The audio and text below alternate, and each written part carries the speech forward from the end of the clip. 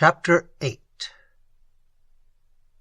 About a quarter of a league from the walls we stopped, and I assumed the habit in which you now see me. My own dress was fastened to some heavy stones, and Caterina threw it into the stream near the almond grove, whose murmurings you have so often admired. The fatigue and hardship I endured in this journey, performed almost wholly on foot, at any other time would have overcome me, but my mind was so occupied by the danger I was avoiding that these lesser evils were disregarded. We arrived in safety at the cottage, which stood at a little distance from the village of Ferrini, and were received by Caterina's parents with some surprise and more kindness. I soon perceived it would be useless and even dangerous to attempt to preserve the character I personated. In the eyes of Caterina's mother I read a degree of surprise and admiration which declared she believed me to be of superior rank. I therefore thought it more prudent to win her fidelity by entrusting her with my secret than, by endeavoring to conceal it, leave it to be discovered by her curiosity or discernment. Accordingly, I made known my quality and my distress, and received strong assurances of assistance and attachment. For further security, I removed to this sequestered spot. The cottage we are now in belongs to a sister of Caterina, upon whose faithfulness I have been hitherto fully justified in relying. But I am not even here secure from apprehension, since for several days past horsemen of a suspicious appearance have been observed near Marcy, which is only half a league from hence. Here Julia closed her narration, to which Madame had listened with the mixture of surprise and pity, which her eyes sufficiently discovered. The last circumstance of the narrative seriously alarmed her. She acquainted Julia with the pursuit which the Duke had undertaken, and she did not hesitate to believe it a party of his people whom Julia had described. Madame, therefore, earnestly advised her to quit her present situation, and to accompany her in disguise to the monastery of St. Augustine, where she would find a secure retreat. Because, even if her place of refuge should be discovered, the superior authority of the Church would protect her. Julia accepted the proposal with much joy. As it was necessary that Madame should sleep at the village where she had left her servants and horses, it was agreed that at break of day she should return to the cottage where Julia would await her. Madame took an affectionate leave of Julia, whose heart, in spite of reason, sunk when she saw her depart, though but for the necessary interval of repose. At the dawn of day Madame arose. Her servants, who were hired for the journey, were strangers to Julia. From them, therefore, she had nothing to apprehend. She reached the cottage before sunrise, having left her people at some little distance. Her heart foreboded evil when, on knocking at the door, no answer was returned. She knocked again, and still all was silent. Through the casement she could discover no object amidst the grey obscurity of the dawn. She now opened the door, and to her inexpressible surprise and distress found the cottage empty. She proceeded to a small inner room, where lay a part of Julia's apparel. The bed had no appearance of having been slept in, and every moment served to heighten and confirm her apprehensions. While she pursued the search, she suddenly heard the trampling of feet at the cottage door, and presently after some people entered. Her fears for Julia now yielded to those for her own safety, and she was undetermined whether to discover herself or remain in her present situation, when she was relieved from her irresolution by the appearance of Julia. On the return of the good woman, who had accompanied Madame to the village on the preceding night, Julia went to the cottage at Carini. Her grateful heart would not suffer her to depart without taking leave of her faithful friends, thanking them for their kindness, and informing them of her future prospects. They had prevailed upon her to spend the few intervening hours at their cot, whence she had just risen to meet Madame. They now hastened to the spot where the horses were stationed, and commenced their journey. For some leagues they travelled in silence and thought, over a wild and picturesque country. The landscape was tinted with rich and variegated hues, and the autumnal lights which streamed upon the hills produced a spirited and beautiful effect upon the scenery. All the glories of the vintage rose to their view. The purple grapes flushed through the dark green of the surrounding foliage, and the prospect glowed with luxuriance. They now descended into a deep valley, which appeared more like a scene of airy enchantment than reality. Along the bottom flowed a clear, majestic stream, whose banks were adorned with thick groves of orange and citron trees. Julia surveyed the scene in silent complacency, but her eye quickly caught an object which changed with instantaneous shock the tone of her feelings. She observed a party of horsemen winding down the side of a hill behind her. Their uncommon speed alarmed her, and she pushed her horse into a gallop. On looking back, Madame de Menon clearly perceived they were in pursuit. Soon after, the men suddenly appeared from behind a dark grove within a small distance of them, and upon their nearer approach, Julia, overcome with fatigue and fear, sunk breathless from her horse. She was saved from the ground by one of the pursuers, who caught her in his arms. Madame, with the rest of the party, were quickly overtaken, and as soon as Julia revived, they were bound and reconducted to the hill from whence they had descended. Imagination only can paint the anguish of Julia's mind when she saw herself thus delivered up to the power of her enemy. Madame and the surrounding troop discovered none of the Marquis's people, and they were therefore evidently in the hands of the Duke. After travelling for some hours, they quitted the main road and turned into a narrow, winding dell, overshadowed by high trees, which almost excluded the light.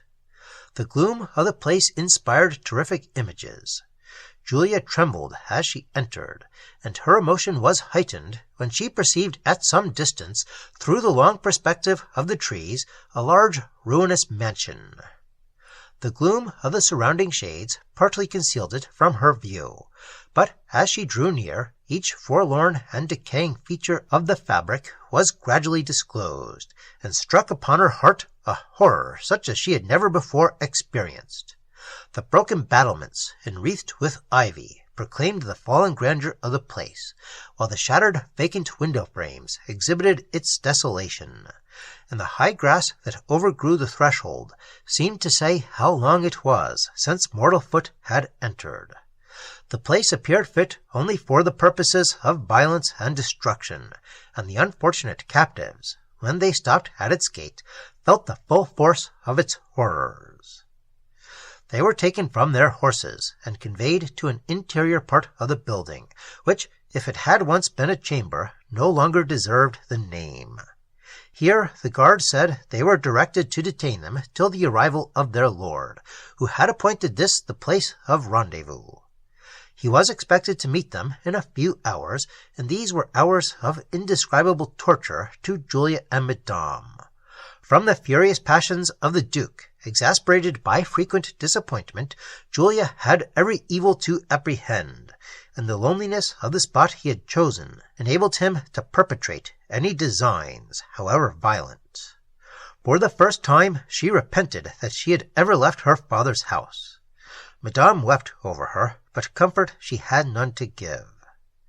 The day closed. The Duke did not appear, and the fate of Julia yet hung in perilous uncertainty. At length, from a window of the apartment she was in, she distinguished a glimmering of torches among the trees, and presently after, the clattering of hoofs convinced her the Duke was approaching. Her heart sunk at the sound, and throwing her arms round Madame's neck, she resigned herself to despair. She was soon roused by some men who came to announce the arrival of their lord. In a few moments, the place, which had lately been so silent, echoed with tumult, and a sudden blaze of light illumining the fabric served to exhibit more forcefully its striking horrors. Julia ran to the window, and, in a sort of court below, perceived a group of men dismounting from their horses. The torches shed a partial light, and while she anxiously looked round for the person of the Duke, the whole party entered the mansion. She listened to a confused uproar of voices which sounded from the room beneath, and soon after it sunk into a low murmur, as if some matter of importance was in agitation. For some moments she sat in lingering terror, when she heard footsteps advancing towards the chamber, and a sudden gleam of torchlight flashed upon the walls. "Wretched girl, I have at last secured you," said a cavalier who now entered the room. He stopped as he perceived Julia, and turning to the men who stood without, "Are these," said he, "the fugitives you have taken?" "Yes, my lord." "Then you have deceived yourselves, and misled me. This is not my daughter." These words struck the sudden light of truth and joy upon the heart of Julia, whom terror had before rendered almost lifeless, and who had not perceived that the person entering was a stranger. Madame now stepped forward, and an explanation ensued, when it appeared that the stranger was the Marquis Morani, the father of the fair fugitive whom the Duke had before mistaken for Julia. The appearance and the evident flight of Julia had deceived the banditti employed by this nobleman into a belief that she was the object of their search, and had occasioned her this unnecessary distress. But the joy she now felt on finding herself thus unexpectedly at liberty surpassed, if possible, her preceding terrors. The Marquis made Madame and Julia all the reparation in his power, by offering immediately to reconduct them to the main road, and to guard them to some place of safety for the night. This offer was eagerly and thankfully accepted, and though faint from distress, fatigue, and want of sustenance, they joyfully remounted their horses, and by torchlight quitted the mansion. After some hours' travelling, they arrived at a small town, where they procured the accommodation so necessary to their support and repose. Here their guides quitted them to continue their search. They arose with the dawn, and continued their journey, continually terrified with the apprehension of encountering the Duke's people. At noon they arrived at Azulia, from whence the monastery or abbey of St. Augustine was distant only a few miles. Madame wrote to the Padre Abate, to whom she was somewhat related, and soon after received an answer very favourable to her wishes. The same evening they repaired to the abbey, where Julia, once more relieved from the fear of pursuit, offered up a prayer of gratitude to heaven, and endeavoured to calm her sorrows by devotion. She was received by the abbot with a sort of paternal affection, and by the nuns with the officious kindness. Comforted by these circumstances, and by the tranquil appearance of everything around her, she retired to rest, and passed the night in peaceful slumbers. In her present situation she found much novelty to amuse, and much serious matter to interest, her mind. Entendered by distress, she easily yielded to the pensive manners of her companions, and to the serene uniformity of a monastic life. She loved to wander through the lonely cloisters, the high-arched aisles, whose long perspectives retired in simple grandeur, diffusing a holy calm around.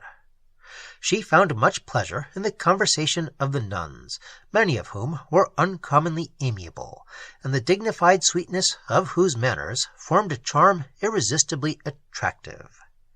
The soft melancholy impressed upon their countenances portrayed the situation of their minds, and excited in Julia a very interesting mixture of pity and esteem. The affectionate appellation of sister, and all that endearing tenderness which they so well know how to display, and of which they so well understand the effect, they bestowed on Julia, in the hope of winning her to become one of their order. Soothed by the presence of Madame, the assiduity of the nuns, and by the stillness and sanctity of the place, her mind gradually recovered a degree of complacency to which it had long been a stranger. But notwithstanding all her efforts, the idea of Ippolitus would at intervals return upon her memory with a force that at once subdued her fortitude and sunk her in a temporary despair. Among the holy sisters, Julia distinguished one, the singular fervour of whose devotion and the pensive air of whose countenance, softened by the languor of illness, attracted her curiosity and excited a strong degree of pity. The nun, by a sort of sympathy, seemed particularly inclined towards Julia, which she discovered by innumerable acts of kindness, such as the heart can quickly understand and acknowledge, although description can never reach them. In conversation with her, Julia endeavoured, as far as delicacy would permit, to prompt an explanation of that more than common dejection which shaded these features, where beauty, touched by resignation and sublimed by religion, shone forth with mild and lambent lustre. The Duke de Luovo, after having been detained for some weeks by the fever which his wounds had produced, and his irritated passions had much prolonged, arrived at the castle of Mazzini. When the Marquis saw him return, and recollected the futility of those exertions by which he had boastingly promised to recover Julia, the violence of his nature spurned the disguise of art, and burst forth in contemptuous impeachment of the valour and discernment of the Duke, who soon retorted with equal fury. The consequence might have been fatal, had not the ambition of the Marquis subdued the sudden irritation of his inferior passions, and induced him to soften the severity of his accusations by subsequent concessions.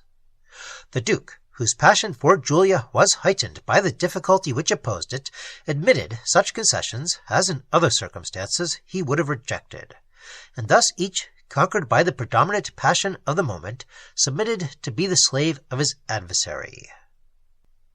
Emilia was at length released from the confinement she had so unjustly suffered.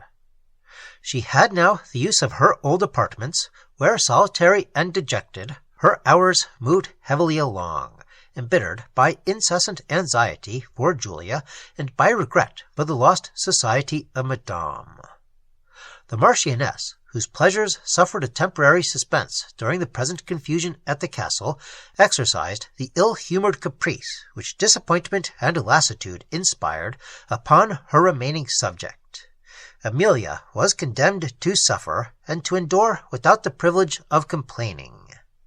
In reviewing the events of the last few weeks, she saw those most dear to her banished or imprisoned by the secret influence of a woman, every feature of whose character was exactly opposite to that of the amiable mother she had been appointed to succeed. The search after Julia still continued, and was still unsuccessful. The astonishment of the Marquis increased with his disappointments, for where could Julia, ignorant of the country and destitute of friends, have possibly found an asylum? He swore with a terrible oath to revenge on her head, whenever she should be found, the trouble and vexation she now caused him. But he agreed with the Duke to relinquish for a while the search, till Julia, gaining confidence from the observation of this circumstance, might gradually suppose herself secure from molestation, and thus be induced to emerge from concealment.